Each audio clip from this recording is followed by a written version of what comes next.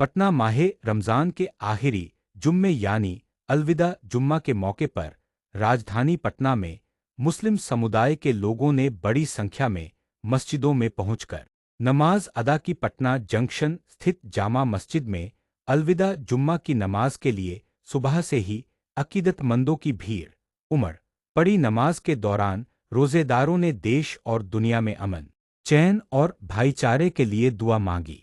अलविदा जुम्मा को लेकर शहर की कई मस्जिदों में खास इंतजाम किए गए थे। नमाज से पहले उलेमाओं ने रमज़ान की फजीलत, रोज़े की अहमियत और इंसानियत व भाईचारे का पैगाम दिया।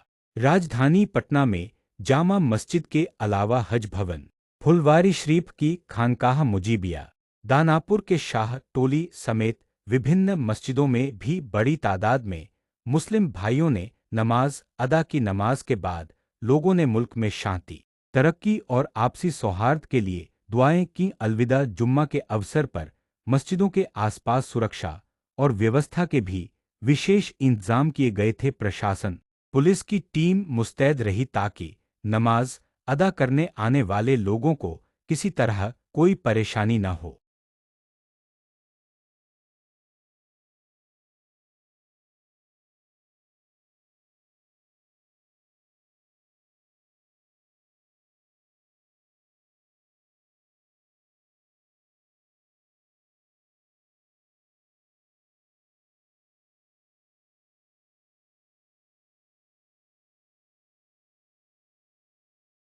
रख रहे हैं।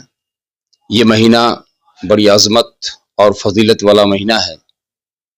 इस महीने में हर फर्ज का सवाब 70 गुना बढ़ा दिया जाता है और नफल का सवाब फर्ज के बराबर होता है। इस महीने में एक ऐसी रात है जिसे शब कद्र कहा जाता है, जिसमें इबादत करना 1000 महीनों से अफजल करार दिया गया है।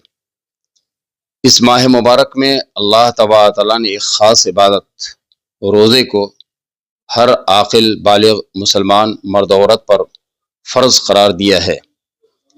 रोज़े का मकसद ये है कि इंसान के अंदर तक़वे की सिफत पैदा हो जाए, इंसान गुनाहों की आलाइशों से, गंदगियों से पाक साफ हो जाए और शरई तरीक़े पर दिल को पाक और साफ करके कीना, कपट, गुरूर, हसद तमाम चीज़ों से पाक और साफ होकर इंसान अपनी ज़िंदगी गुजारे।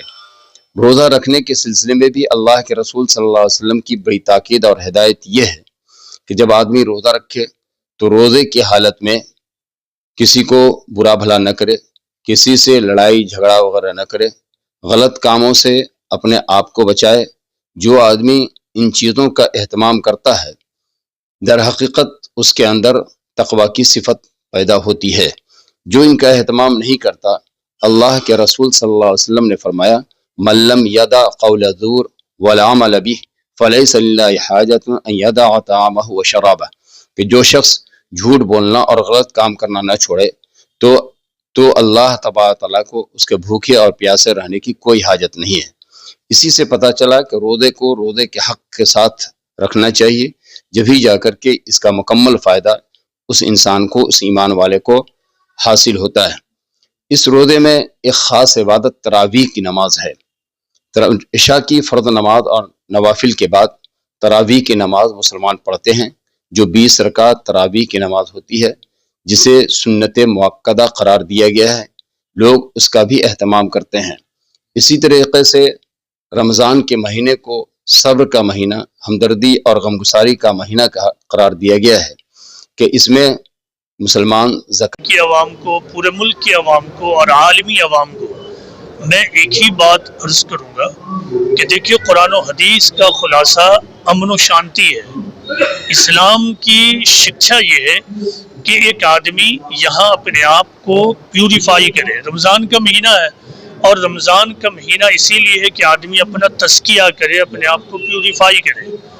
इस महीने के नतीजे के तौर पर हमारे अंदर पुरअमन शख्सियत बननी चाहिए। तो ये जंग और झगड़ा, जिदाल, ये न तो रमज़ान का पैगाम है, न वसी पैमाने पे इस्लाम का पैगाम है। تو ہم تمام دانشور شہری سے یہ کہیں گے کہ سب مل کر عالمی سطح پر اس بات کی اپیل کریں کہ وہ دنیا سے جنگ کو ختم کرے، جنگ کو ختم کرنے کی اپیل کرے۔ اللہ تعالیٰ نے اس دنیا میں انسان کو جنگ کے لیے پیدا نہیں کیا ہے، بلکہ پرامن شہری بن کر امن کے ساتھ رہنے کے لیے پیدا کیا ہے۔ اور جو لوگ اس دنیا میں امن کے ساتھ رہیں گے وہی کل جنت میں بسائے جائیں گے۔ جنگ کرنے والے لوگ، جدال کرنے والے لوگ جنت میں نہیں بسائے جائیں گے۔ ایک حدیث رسول ہے کہ جنت میں وہ شخص جائے گا جس کا دل چڑیا کے دل کی مانند ہو۔ تو یہی رمضان کا پیغام ہے کہ ہم سب اپنے آپ کو پرامن شہری بنائیں، پیسفل شہری بنائیں اور دنیا کو پرامن جگہ بنائیں۔ یہی میرا پیغام ہے۔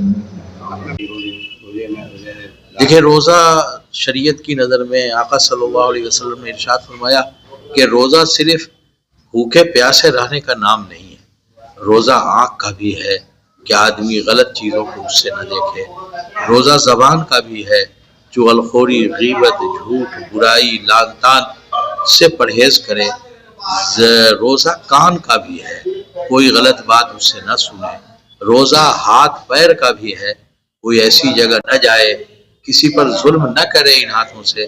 یہ سب روزہ جب ہوتا ہے، ملتا ہے، تب جا کر کے روزہ مکمل ہوتا ہے۔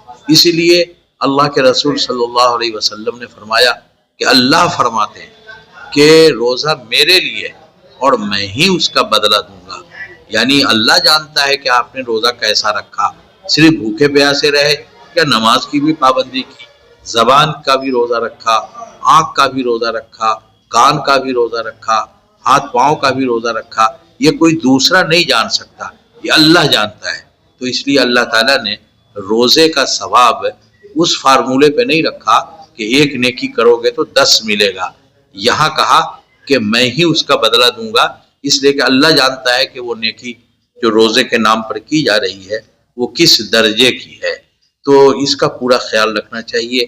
کوئی اگر جھگڑا کرنے لگے تو اس سے کہنا چاہیے کہ میرا روزہ ہے، تم جو ہے میں تم سے جھگڑا نہیں کر سکتا۔ تو اس طریقے سے گناہوں سے بچا جا سکتا ہے، برے کاموں سے بچنا چاہیے، اور تمام برائیاں جن کو سب لوگ جانتے ہیں کہ یہ سب برائی ہے تو ان سے پورا طور پر احتیاط کرنا چاہیے، بچنا چاہیے، تاکہ روزہ ہمارا مکمل ہو اور اللہ ہمیں پورا اجر اور پوری مزدوری روزے کی دیں۔